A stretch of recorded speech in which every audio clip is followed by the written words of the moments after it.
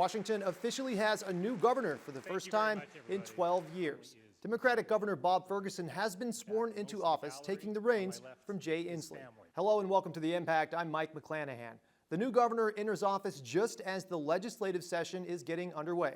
Lawmakers are facing a multi-billion-dollar deficit, which is estimated to be somewhere in the range of $6 and $12 billion over the next 4 years. The big question is how lawmakers will respond. There is discussion around delaying the launch of new programs or projects, as well as cuts to state agencies and operations. Tax increases are also under consideration, including a wealth tax, a payroll tax on salaries over a certain threshold, and an expansion of the business and occupation tax.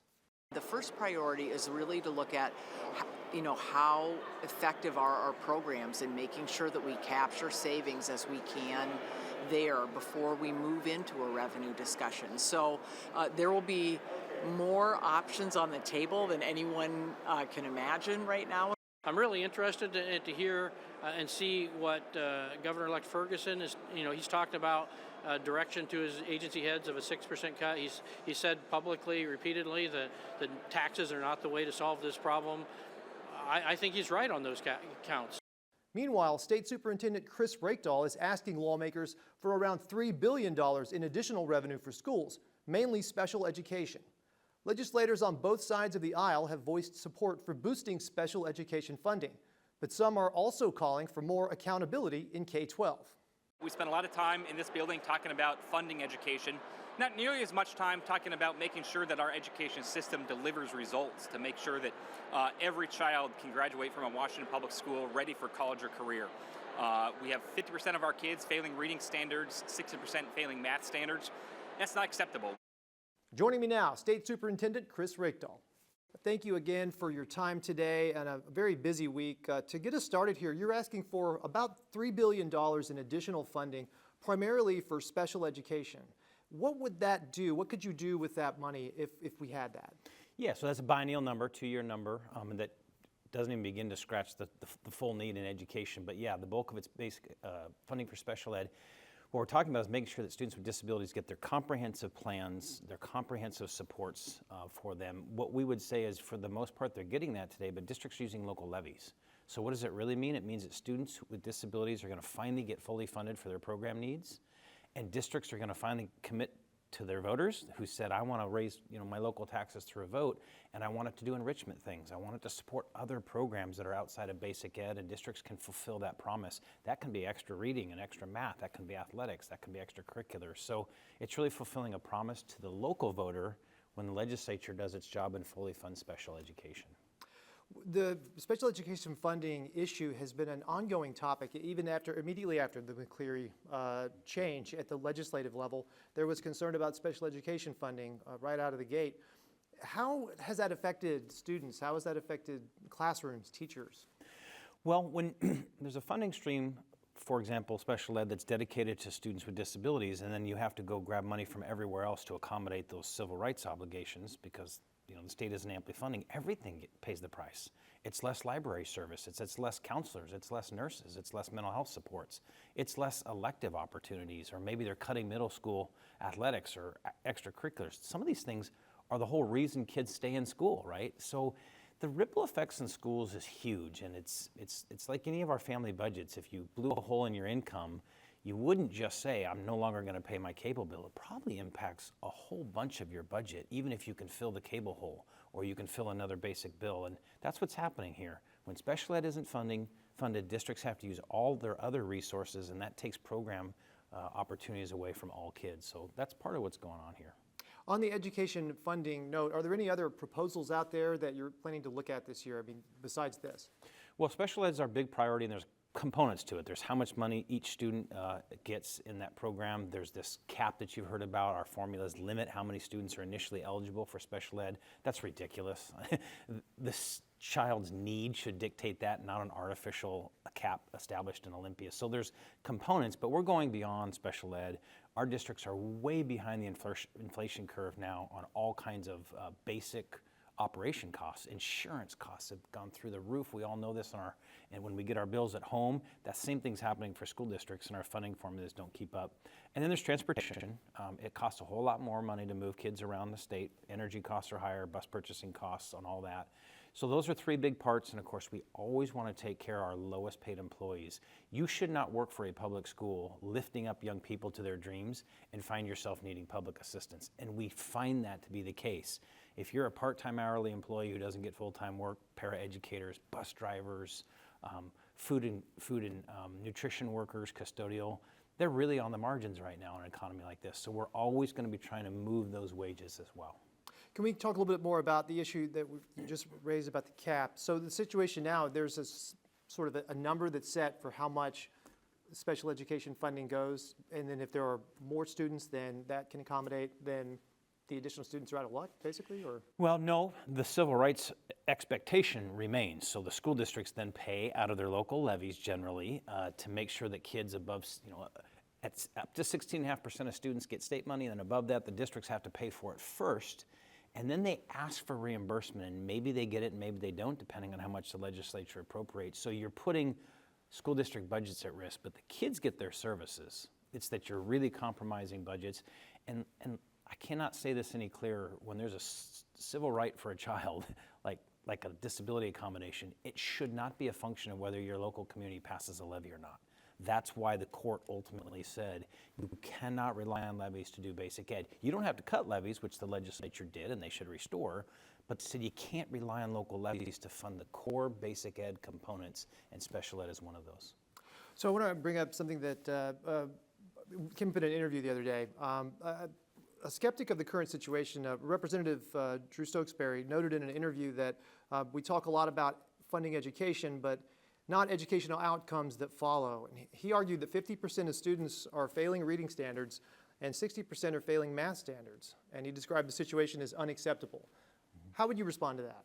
Dishonest. We could not be more clear that nationally, the National Assessment Group that looks at testing in the country, and there are 13 states in our consortium, they had to come out and clarify this last year that everyone, particularly politicians like Mr. Stokesbury, who has a very specific political axe to grind, which is attack public schools so he can pass vouchers, they're coming after this with misinformation. What we've said is you're talking about a stat on how many kids by 10th grade are ready for colleges or universities without needing any additional help.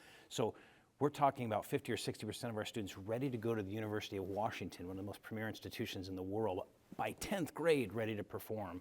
The statistic on whether kids are at grade level is something altogether different that he doesn't talk about. And it's a much bigger number for are you on grade level, which is a range, versus are you university ready. And we're trying to clarify that. I think most people are pretty sincere. He and his caucus are not, because remember, they put forward a voucher scheme. They want to destroy our public schools and privatize them with vouchers. And I'm going to fight that, but that's what they're doing, is constantly attacking so that the public starts to mistrust their public school system. It's happening nationally, but Mr. Stokesbury is a bit of a poster child in Washington state. I would say too, though, there are other critics of the current system and the standards. The Seattle Times last year, put out some criticism about where we are with the test scores, and if looking at some of the stats, the Children's Alliance and the Annie Casey Foundation 2024 Kids Count book, their most recent student proficiency data, or at least last year, said 66% of fourth graders in Washington were not proficient in reading. That's their... Same analysis, though. They're looking at whether those even third graders, 8-year-olds, are on track to enter university admissions in our state by 10th grade without needing remediation. None of them are looking at on grade level. That's a very different number, and I appreciate what they do. And so I want to embrace the fact that we definitely need to improve, especially since the pandemic. The whole country does.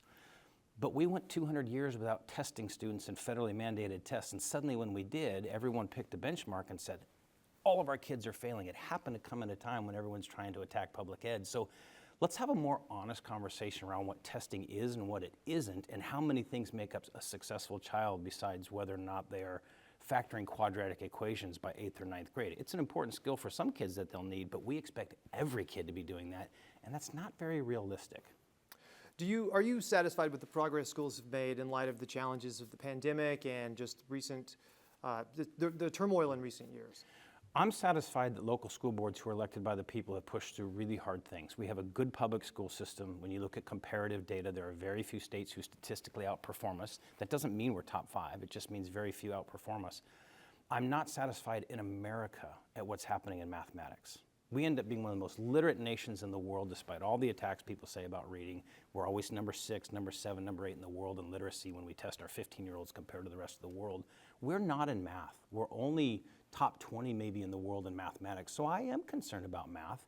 And part of that is because I don't think we take it seriously enough early.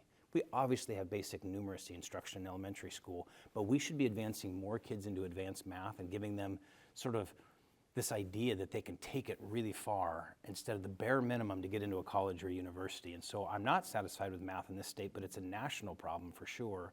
And so we're going to have to really double down on this. But remember, it's at a time when nothing's changed about the instructional day, but we've added so many more expectations on teachers. So core subjects tend to get squeezed by all the other expectations of classrooms, which are why you're hearing local superintendents say, enough is enough.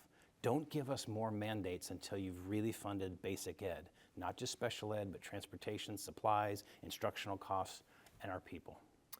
Cell phones in schools, smartphones in schools are a hot topic. There have been discussions about whether the state should prohibit students from having those in their possession in classrooms.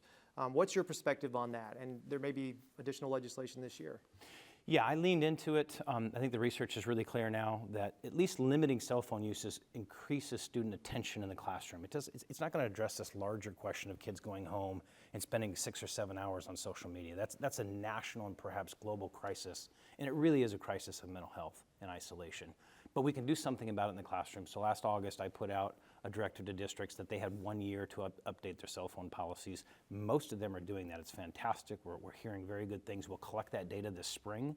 The legislature may come along and try to mandate it. The reason we didn't think they should initially is one size fits all doesn't work in school districts. And I think the legislation we're going to see is essentially what we did, which is an expectation that districts do it and then collect the data. So what did they do and is it working? There is some legislation out there which would make changes to some policies that are in place in light of an initiative to the legislature from last year that was passed. Because the legislature passed that, they are able to amend that. And it would extend additional privacy protections for students, transgender students, and students with other sensitive categorical identification type issues where maybe a student doesn't want their parents to know something, or maybe there's something in their background that makes it important to protect their privacy is the argument. What it would give, this legislation would give you specifically the power to step in and punish schools that do not follow that law and don't protect that privacy, withholding funds, that sort of thing. What's your take on that and the issue?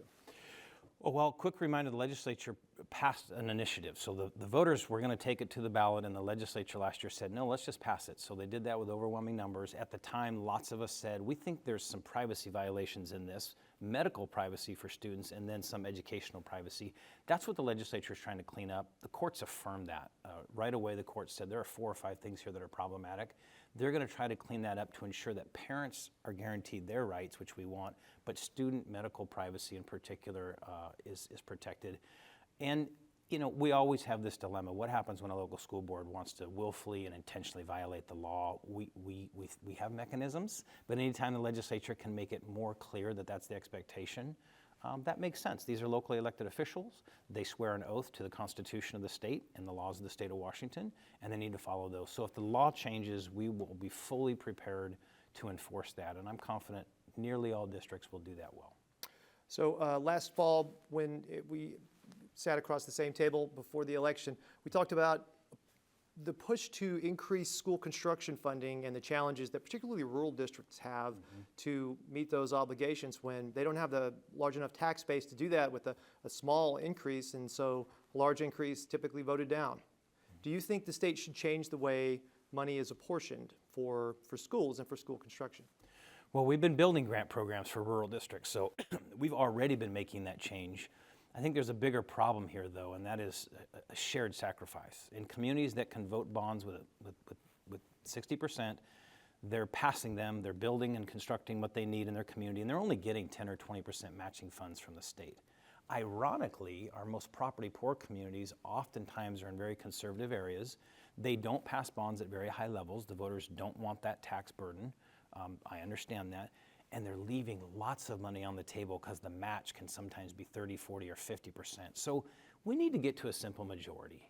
It's ironic how many, I'll just say very clearly, Republicans, including Mr. Stokesbury and his caucus, oppose simple majority when their districts would get the most benefit from it because they're having a tax ideology fight while the rest of us are just trying to get supports for kids, especially in rural schools. They would say, don't tax me and just give me more money in the grant programs, which I have supported because kids shouldn't pay the price here. But at some point, responsible adults have to step up and say, we need skin in the game. And to do that, you should go from 60% to 50%, and almost all of these bonds in the state would pass. I want to go back to something you said earlier, too, about Mr. Stokesbury, specifically the House Republican caucus, too. I believe you said that they wanted to destroy public education, but is that fair? I mean, they have students, some of the members of the caucus have children in schools, maybe public schools, and maybe just disagree with the direction of schools or some of the policy changes. They can disagree, they can attack me as they have. I believe they care a lot about their children, their communities. I believe they care about schools. I genuinely do. That is very different, though, than whether you're going to maintain a public school system of locally elected school boards or attempt to hand money to people as a private voucher or even have private organizations run schools. That's not a public school system. So there's no question in my mind they care deeply about children. This is a bipartisan support here. It's the mechanisms, and when you privatize systems, you don't get them back. Can you imagine if we gave people a public safety voucher and gutted our police and firefighter services and just said, well, we gave the money to voters and they promised they would have their own fire systems in their homes and they're going to have their own private security? We wouldn't even think about that. But there's an ideology in America and in this state that says we should do that for the most important thing in our Constitution, public ed. It should never be privatized. So yes, they are moving forward with their own idea on how to destroy public ed.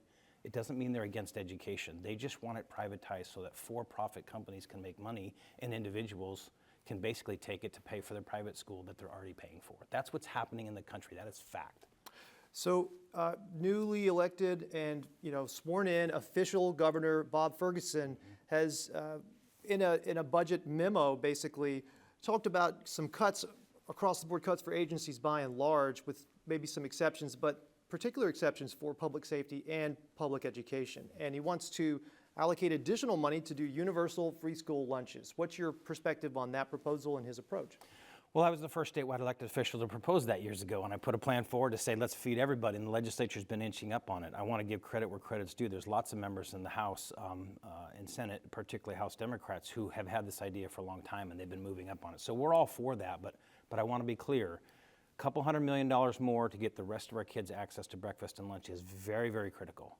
That is not basic ed, technically. That is a program outside of basic ed. So if that occurs, but we still aren't funding students with disabilities, their needs, if we're still not funding transportation or inflation, you're going to see more kids get meals, and you're going to see school districts continue to lay off staff or have less programming over here. It has to be and. Meals and basic ed, meals and basic ed. So I'm grateful for the Governor Ferguson and this push. He will really help get it over the hurdle. It's a start to something much bigger. The expanded Running Start college and the high school type programs were something that were being discussed a couple of years ago. And given that there are budget shortfalls on the horizon here, are any of those program dollars at risk? Not when it comes to instruction. So if a student is going to a college and they're taking college courses, the money that the K-12 system gives to the college to provide that teaching, that's safe. If a student is sitting in an AP class in our schools and the teacher's delivering it, that pay is safe, it's basic ed. College and the high school, same thing. What the legislature's done a great job of is trying to get the fees removed, trying to pay for the additional fees that students would also pay out of pocket for this. Those are probably not considered basic ed and could be at risk. I'm not hearing them want to take those down. That would be a terrible idea. We need more kids getting advanced degrees and certificates and credentials. So I want more dual credit. I want more high school sophomores, juniors, and seniors who are ready to take college courses. Saves families money, speeds up their time to degree. It's one of these weird ironies that people attack our K-12 system all the time on test performance, and we're one of the highest performing states in America on the number of kids by 10th, 11th, and 12th grade who take college level courses. So it just shows you some of the inconsistencies. So I fully expect people to stay invested in that, not just the instructional side, but buy down student fees, make sure every family can afford dual credit, and let's get more kids onto those programs. In a previous interview, you talked about dual language learning options for students. Are there any updates on that? It keeps growing, so we have this sort of priority array of where are there enough students who speak a second language where we can build these cohorts, these two-way dual language models, so we just keep building it out slowly. There isn't a ton of new money, but we have some startup money at OSPI that the legislatures maintain, so we help incubate the idea in a district. We give them programming dollars. There's some change in who they hire, change in schedules sometimes, and then as they build it, they go on the basic ed system. So we're seeing growth. It's fantastic. Very popular programs, over 50,000 elementary kids now in them. I want to see it universal. That would cost a lot in a short amount of time, so we're taking a nice, steady approach to that. So there's a proposal which would transform the Office of OSPI from an elected to an appointed position. Briefly, if you could, what's your perspective? I can get behind it, I've said, because it's actually the norm in other states. I can absolutely get behind it if it's a comprehensive reform. Just moving OSPI under a governor who's partisan will result in what we know in the research, which is every time there's a budget problem or a crisis in education, they fire the state superintendent. That's what happens in other states. They have the shortest tenure in America. So I can get behind it if it's comprehensive. What I mean by that is we have 6 or 7 state agencies paying executive directors and duplicating functions all over the place. They should consolidate those first under OSPI staff. If they want to keep the boards, fine, but if you really want efficiencies, do that. And then if there's an appetite to move it under the governor, then let's have that conversation, but it will do nothing unless you get the efficiencies first. And those efficiencies only take a simple majority of the House and Senate. Moving my office under the governor would take a constitutional amendment, high bar of 2/3 in the House and Senate and a vote of the people. They can get the efficiencies done tomorrow if they want to. We've got a little bit under a minute left here. What haven't we talked about that you'd like to add that's important to explain to our viewers about public education? Well, student mental health, right? You and I have talked about this before. We got to stop the idea that the school system is the source of the blame, right? They're there to help. When we have a mental health crisis in this country, school districts can help with the way we teach, the way we limit cell phone access, the way we lean into media literacy, in the same way that we have a hunger problem in this country. And schools can help by offering meals. But I think the school system has been asked to do literally everything in both the education side and the social safety side. We can do that if we're funded.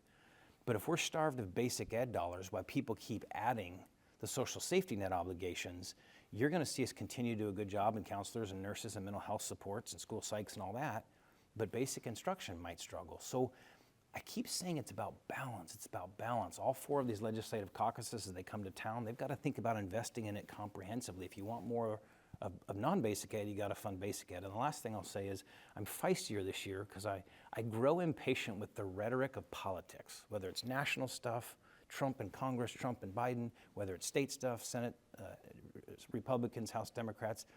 It's trivial. Adult fights are becoming trivial in the face of what kids need in terms of mental health and education. So everyone needs to focus on truth in the data and the research, and then lean into our public schools. Don't try to divide us in order to conquer some political or tax ideology. I'm going to be hard ass on that this year and beyond. I'm going to make clear when people are using rhetoric to try to harm systems instead of investing in systems. So that's a little bit of my foray into this legislative session. Good luck to everyone. And we'll have to leave it there. Thank you very much for your time. Again, Superintendent Chris Reykdal, we appreciate your time. Thank you. Still ahead, a look at Governor Ferguson's first 3 executive orders. The details after the break. We're waiting on engine 59. The ability for us to stop all forest fires, it's just not realistic. Immediately after giving his inaugural address, newly elected Governor Bob Ferguson signed 3 executive orders. One directs the state health department to look at ways to strengthen Washington's laws surrounding pregnancy decisions and reproductive health. Another directs agencies to look for ways to streamline the regulations involved in housing construction. And a third executive order directs agencies to shorten permit timelines and refund application fees for late permits. Watch The Impact anytime online at tvw.org. And join us next Wednesday for more in-depth interviews you won't find anywhere else. Thank you for watching. Goodbye.